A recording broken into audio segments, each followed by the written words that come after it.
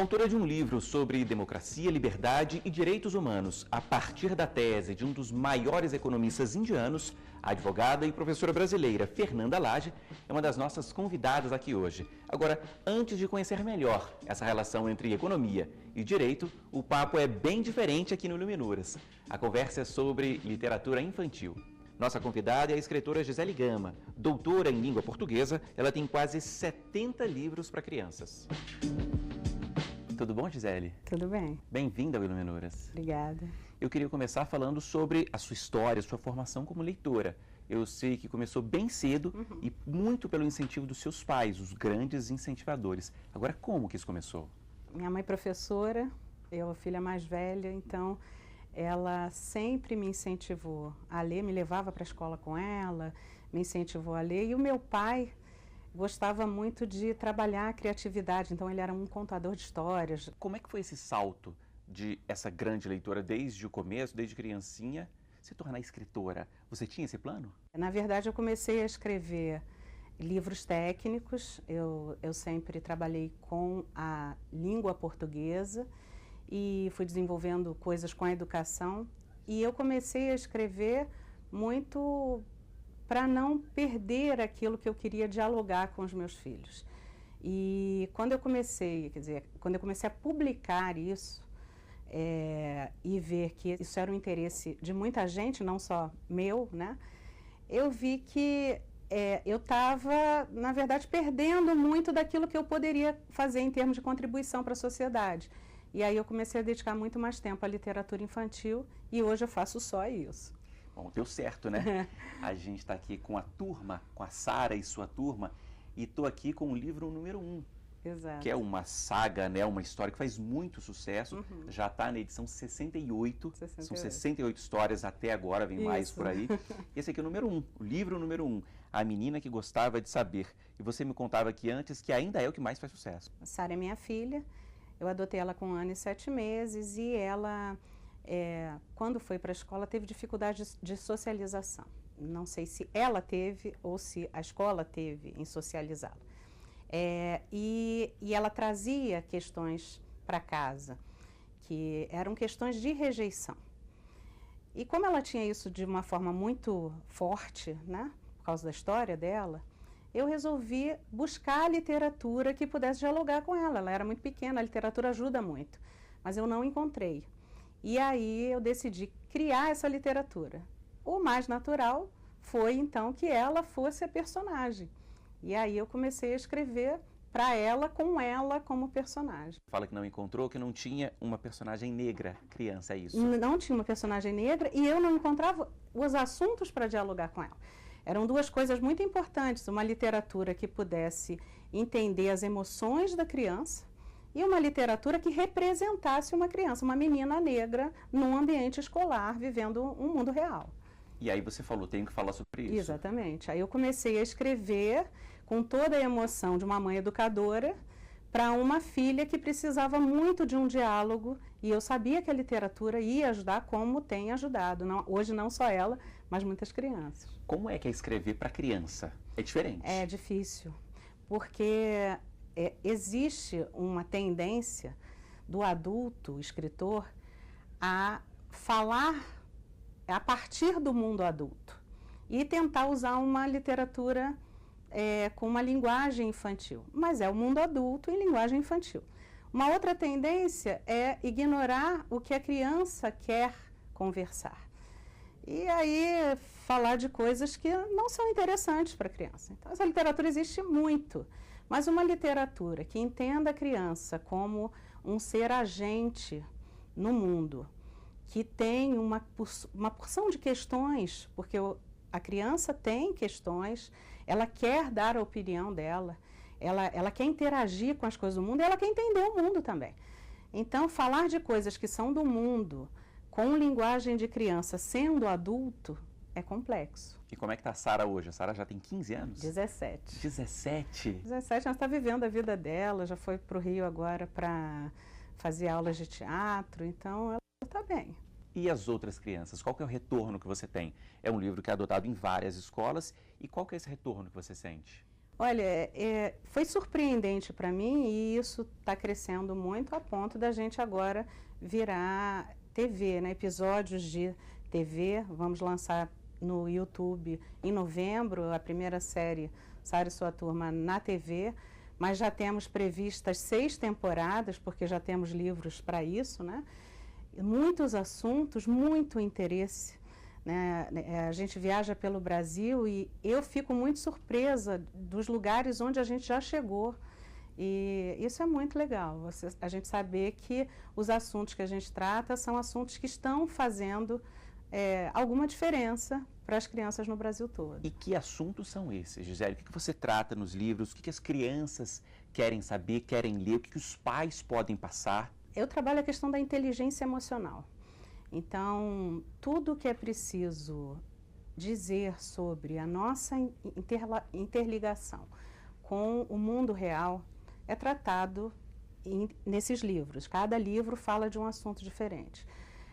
Princípios, como é que a gente trata o amigo, a questão do bullying, respeito à natureza, respeito ao próximo, a questão das diferentes famílias, né? Concordar ou não concordar com o que está sendo posto é um papel da escola, mas abrir o diálogo para que isso seja debatido é um papel da escola, eu devo dizer, e da família. Mas debater assuntos para que a criança possa construir o seu ser e com todas as possibilidades que o mundo tem, é importante. Eu falo, inclusive, da morte, da perda de um ente na família. Coisas que fazem parte do mundo real e que a criança vai viver. Não todas as crianças, às vezes. Mas é preciso ter um material para dialogar com a criança sobre as coisas que cercam essa criança. E sobre os sentimentos dela também. Você estudou isso, você é pós-doutora em educação. O que da base teórica que você coloca nos livros? Eu acho que tudo, assim, eu misturo muito o que eu vivi em termos de educação em sala de aula, com os meus alunos, com a minha vida. Eu tive a sorte de fazer educação no Brasil todo, viajar bastante, e isso me fortalece. E também a minha experiência como mãe. Eu acho que essas duas coisas, a Sara não é minha primeira filha, é a terceira.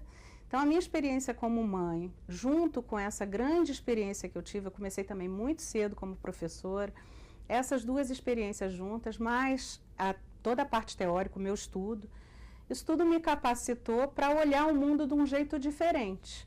E eu acho que é isso que eu faço, a partir de um olhar diferente, eu consigo trazer questões que são tão comuns para o cotidiano da literatura. A Sara, sua filha, já tem 17 anos. Já é uma adolescente, quase uma adulta. E os livros continuam aí de vento em popa. Sim. Então tem muito da parte teórica, da sua base e também da experiência com ela. Mas essa experiência com ela já passou um pouco. Sim, muito. E os livros continuam. Na verdade, eu acho que ela foi um mote inspirador. Mas as histórias não são da Sara, as histórias são de criança, né? Eu costumo prestar muita atenção na convivência com as crianças. As crianças me ensinam demais. E quando eu vejo determinadas situações e questões, eu fico maturando aquilo para transformar em história. E tem dado certo. Eu vou pegar então aqui o livro mais recente, que é A Professora Substituta. O que as crianças vão encontrar aqui, Gisele? Esse é um livro que fala sobre a interação da criança com o seu professor. É um livro que fala sobre respeito, né, sobre valorização do professor em sala de aula. É importante que a criança entenda que o professor tem uma vida para além da escola, ele tem família, ele tem sentimentos, ele tem vontades também, e que quando ele está em sala de aula, ele precisa ser admirado e respeitado. Então, esse é um livro que fala sobre esse afeto necessário para que a educação dê certo. E nesse caso aqui da professora substituta, é um passo a mais, né? Porque substitui uma professora, né, que a gente adora, geralmente adora. Exatamente. E ela toma temporariamente o papel dessa professora. E aí, o sentimento da criança, quando se coloca ali alguém que está sendo intrusa na sala de aula, o que isso provoca, mas o que a criança deve refletir sobre o fato daquela pessoa ser um ser humano e estar ali fazendo o trabalho dela.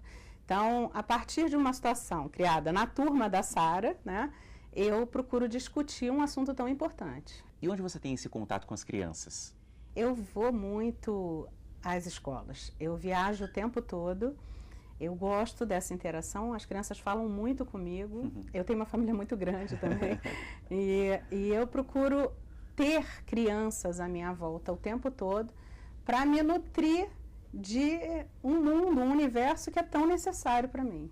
Para terminar, Gisele, os livros são direcionados a quem? Tem idade específica? Qual que é a sua orientação, sua dica para os pais? Esses livros, eles normalmente são lidos, adquiridos até o 4º, 5º ano do ensino fundamental. As crianças costumam começar a gostar da Sara e sua turma com 2, 3 anos e a gente tem um público que vai até essa idade. Mas eu sei que tem muito pai e mãe que acompanha a Sara e sua turma e fica esperando o próximo livro ser lançado.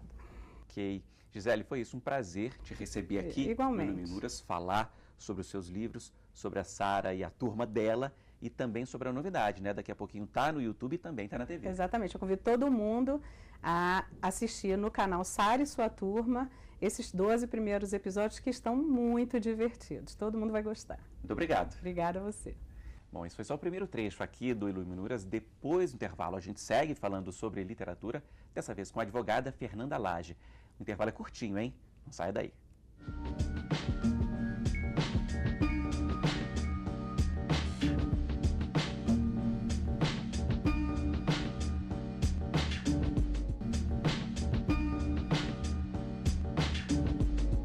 O Iluminuras já está de volta e eu converso agora, neste segundo bloco, com a advogada Fernanda Lage, que está aqui comigo. Tudo bem, Fernanda? Tudo bem? Como você está? Tudo bem também. Bem-vinda. Obrigada. Bom, eu queria começar falando sobre livros e autores preferidos. Você tem aí a sua lista? Nossa, eu tenho uma lista, assim, extensa. Mas eu gostaria, assim, de compartilhar algumas das minhas autoras preferidas. Eu gosto muito de poesia, eu gosto muito de literatura brasileira. E nesse sentido eu tenho lido muito e sempre li muito os poemas e os contos da Cora Coralina, que é uma poeta aqui de Goiás. E ela publicou seu primeiro livro, né, já numa idade mais avançada, muito embora tenha escrito artigos e textos, seus contos, nos jornais da época. Ela traz essa simplicidade, esse ar do interior que eu gosto muito. Ela tem poemas assim que inspiram a nossa vida. E, por exemplo, a questão daquele poema Ofertas de Aninha aos Moços, em que ela traz a mensagem de uma fraternidade, né? Ela diz que eu sou aquela mulher que o tempo muito ensinou. Ela diz que ensinou a amar os homens, ensinou a amar a vida. Ela fala de uma solidariedade universal e ela fala do amor. E é isso que falta muito hoje em dia, né? Esse amor que eu consigo extrair lendo os poemas dela inspiram a minha vida profissional e a minha vida pessoal também. Outras autoras como Clarice Lispector e Machado de Assis, né? Carlos Drummond de Andrade, Vinícius de Moraes, são todos. A lista é longa aí. Preferência. Você destacou primeiro a Cora Coralina e quando eu perguntei de autores, você falou autoras. Sim. Essa questão, né, de ler autoras, de ler escritoras, Sim. mulheres, é importante para você. É muito importante, porque enquanto mulher, e também enquanto uma mulher jovem, eu procuro experiências em pessoas que trazem uma contribuição, mas a vida da mulher é uma vida diferente. Então, a realidade da mulher é uma realidade diferente, a infância da mulher é uma infância diferente. Então, quando eu leio livros de mulheres, não só a escrita é diferente, mas a mensagem que elas trazem para mim também. E eu consigo me identificar mais com essa leitura, porque os elementos da vida que elas colocam nos textos dela são elementos que eu me identifico. A mulher, ela tem um olhar diferente a respeito da sociedade, a respeito das crianças, do meio ambiente. Não estou falando que é um olhar melhor ou pior, mas é um olhar diferente, é um olhar feminino. Esse olhar feminino é possível de ser observado na literatura, e é isso que eu busco quando eu leio um livro de uma autora. Seguindo aqui, eu vou falar agora sobre o seu livro, Fernanda, que é fruto aqui da sua dissertação, né, do mestrado. Ele se chama Democracia, Liberdade e Direitos Humanos, os postulados teóricos de Amartya Sen, que é um economista indiano. Não é isso? O que tem aqui e por que você decidiu estudar a partir da pesquisa dele? Olha, esse livro foi fruto das minhas investigações no programa de mestrado no Centro Universitário Salesiano em São Paulo, interior de São Paulo. Ele é resultado de uma longa pesquisa num grupo de pesquisa de minorias e efetividade de direitos. Eu comecei investigando a respeito de questões ambientais e sociais, em especial de defesa do direito das minorias e da busca por uma teoria de justiça social, uma teoria que conseguisse explicar qual é a melhor forma de promover a igualdade, qual é a melhor forma de discutir a respeito da democracia. E fui lendo vários textos, várias obras, vários autores, vários filósofos. E foi quando eu percebi que o direito sozinho não conseguia solucionar essas questões. Então pensei, preciso procurar em outras áreas. Lendo textos de economia, por exemplo, economistas como Max Weber, Adam Smith, entre outros, eu cheguei até Amartya Sen, que é um economista indiano. Curiosamente, ele, muito embora seja economista, ele trabalha com temas de justiça. Ele é professor em Harvard, foi presidente do Banco Mundial e ele ganha o Prêmio Nobel em 1998, desenvolvendo o Índice de Desenvolvimento Humano. Ele traz um conceito de desenvolvimento sustentável, que é o conceito que a gente tem hoje. Ele trabalha com uma ideia de justiça social, mas muito concreta. E aí, eu comecei a investigar a tese dele. Eu tracei um caminho que permite concluir que ele inicia suas pesquisas com a discussão sobre a democracia, a importância da participação política, mas a importância do debate político de todos os setores da sociedade, que todos os grupos estejam representados. Em seguida, ele diz que com a razão pública e com o debate democrático efetivo, eu consigo efetivar liberdades.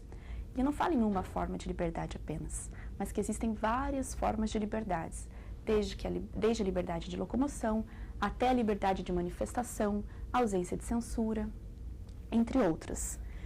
Com a democracia, com as liberdades, eu consigo, aí sim, falar em promoção da igualdade, ou seja, que todos tenham as mesmas oportunidades, e também efetivação dos direitos humanos.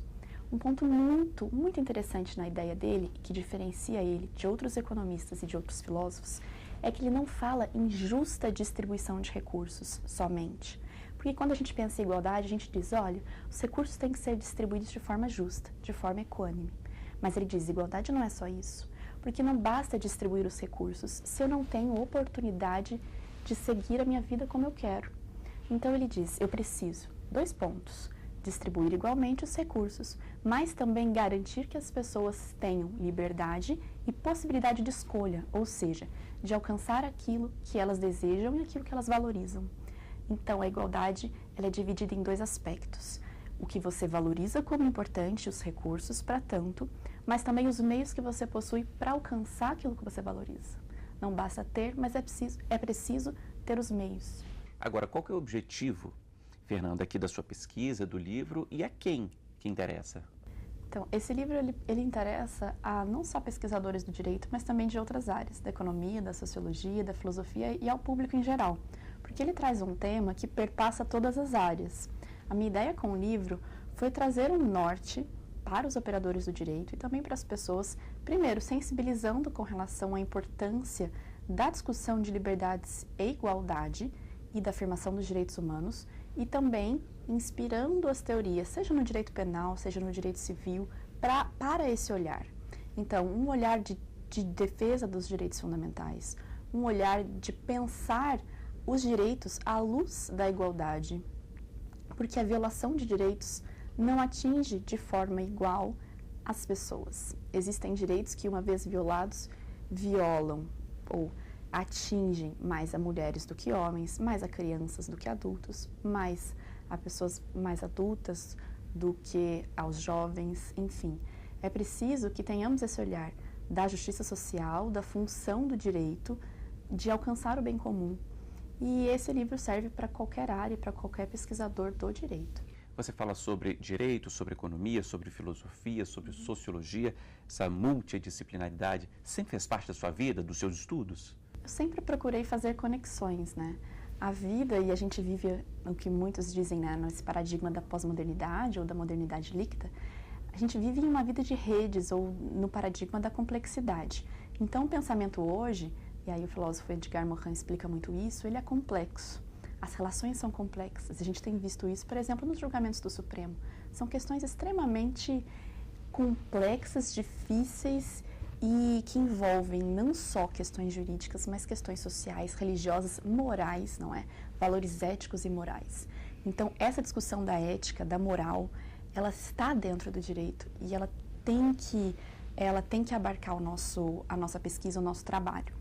E você precisa, então, buscar em outras fontes material para solucionar esses conflitos. Por isso, estudar, então, várias áreas. Por isso, estudar várias áreas, porque é preciso ter essa visão transdisciplinar do tema. Você precisa analisar um fato e os valores relativos a esse fato sob diversas óticas, né? As questões não são estanques. A vida é complexa e essa complexidade demanda uma análise também complexa, uma análise transdisciplinar dentro da economia, da sociologia, da filosofia. É interessante ressaltar também que o direito, ele nasce do fato social. Então, o direito nasce do fato social. A esse fato social é atribuído valores e daí a gente extrai a norma. Essa ideia é de um jurista muito conhecido chamado Miguel Reale. Direito é fato, é valor e é norma. E à medida em que você tem essa visão de direito como fato, valor e norma, você consegue pensar melhor a solução dos conflitos, né? O operador do direito, o jurista, o advogado, o juiz e o promotor, ele tem essa visão de resolver ou tentar resolver questões, né? Pacificar a vida em sociedade. Direitos são regras, são normas que regem a vida em sociedade. E nós temos essa função de contribuir para a pacificação social. Para terminar, Fernanda, você é advogada e é pesquisadora também. Uma das suas áreas é a relação do direito com a literatura. Que conclusão que você chegou? O que você pode falar aqui para a gente? Eu gosto muito de estudar o direito à luz da literatura e do cinema. Porque na literatura e no cinema eu vou conseguir trazer fatos sociais que são relevantes naquela época para a discussão do direito. Então, o direito ele evolui ao longo da história, ao longo dos tempos, assim como a literatura, os filmes. E quando você busca, por exemplo, um livro de 1900, de 1800, filmes de 50 anos atrás, você consegue entender como era a vida em sociedade naquela época. E compreendendo o contexto da vida, o contexto dos fatos, você consegue entender um pouco melhor que contexto aquela norma foi criada. Então, se a gente está falando de evolução de direitos políticos, evolução do direito a voto, da censura e liberdade de expressão, se eu busco músicas, se eu busco poemas, se eu busco textos daquela época, eu consigo entender o que as pessoas estavam sentindo, qual era o sentimento que elas tinham quando estavam vivendo, né, aquele contexto histórico. E aí passo a entender um pouco melhor como aquela norma foi criada, em que contexto ela se aplicava. Ok. Fernanda, é isso. Muito obrigado pela sua presença aqui com a gente no Iluminuras. Conheci um pouco mais do seu livro, das suas ideias, das ideias aqui do Amartya Sen e falar um pouquinho também sobre os seus livros preferidos, que é sempre bom. Muito obrigado. Obrigada. Bom, e muito obrigado a você também, né, que nos acompanhou aqui hoje. O Iluminuras fica por aqui, mas para rever este e outros programas, acesse aí tvjustiça.jus.br. Mande um e-mail para a gente também, iluminuras@stf.jus.br. E até o próximo programa. Tchau!